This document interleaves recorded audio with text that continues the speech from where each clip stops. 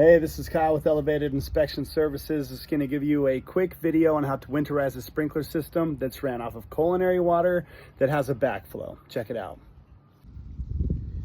So here you can see a backflow preventer. There's all different shapes and sizes and manufacturers of backflows. This one is a Zern, which is really common here in the Salt Lake Valley. We see a lot of these. And is what backflow preventers do is they actually are ran off of your culinary, your drinking water, will come up through this down and into your irrigation system. So is what these do is they're kind of a safety feature to keep any water that's out into your lawn from coming back through and entering into your drinking water and contaminating the water. So first step when shutting down your irrigation system and winterizing sprinkler systems is you're going to want to turn the water off at the stop and waste. This goes down about 5 feet.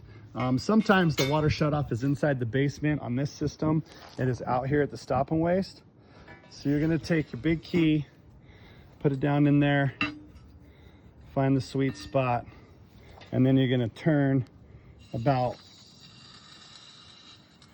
quarter turn clockwise, and that shuts the water off.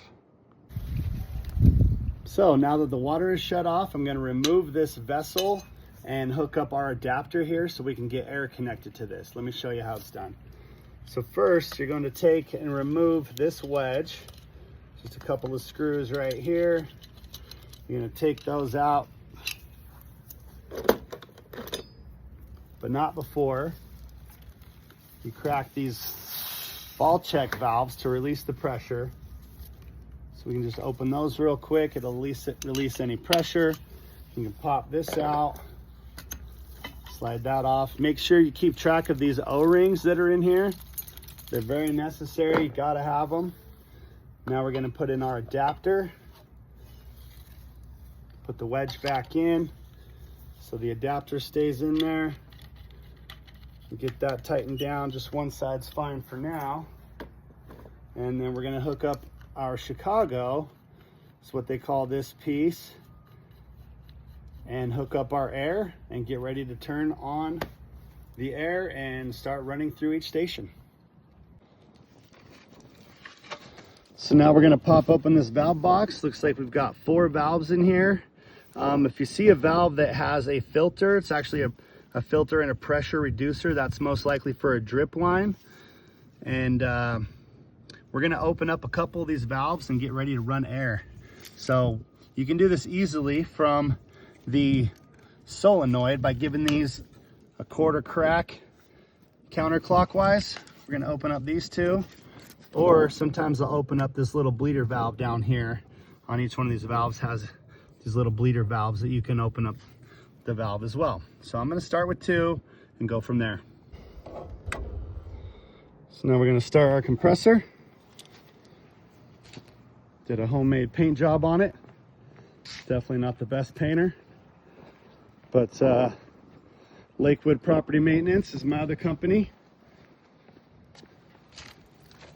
We maintain property.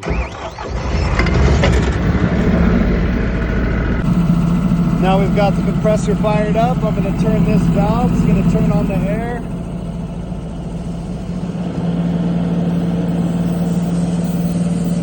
There we go.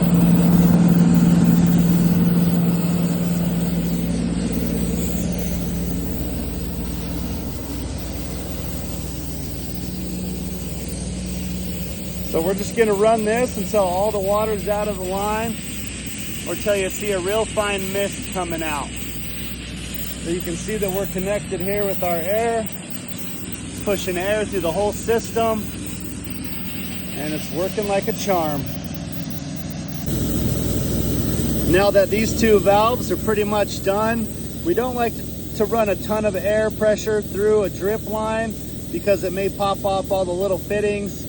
But I'm gonna go ahead and open up this other valve, probably for the side yard over there. Yep, there it goes.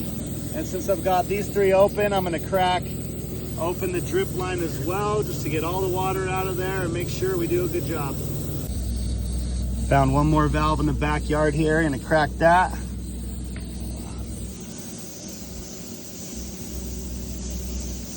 May or may not be connected to anything because it looks like they're doing some landscaping back here. Oh yeah, there it goes. Shawing.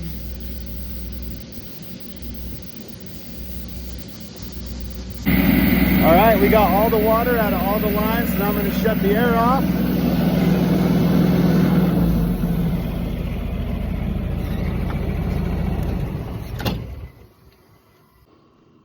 Now that we got the compressor off, I'm going to go ahead and close all these valves. And you can run this from the timer as well.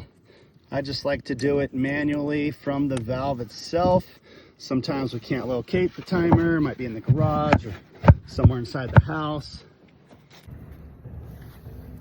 Okay, now we're done blowing it all out. We're going to disconnect our hose. We're going to remove our adapter, which you may or may not have one of these. You can also hook up to one of these check valves here, although we don't like to put that much pressure through the vessel. There's some other ways to do it. You can hook up to a sprinkler head if you have that connection as well. It really just comes down to having the right fitting and a big enough compressor to run these lines dry. So we're gonna pop out that. We're gonna take off this piece. And then it's very important, there's a little O-ring in here that you want to be careful when you remove it, as they're very fragile and very expensive. These things cost like 15 bucks. I'm in the wrong business. And then from there, you're just gonna quarter crack these ball valves just to kind of let it breathe throughout the winter.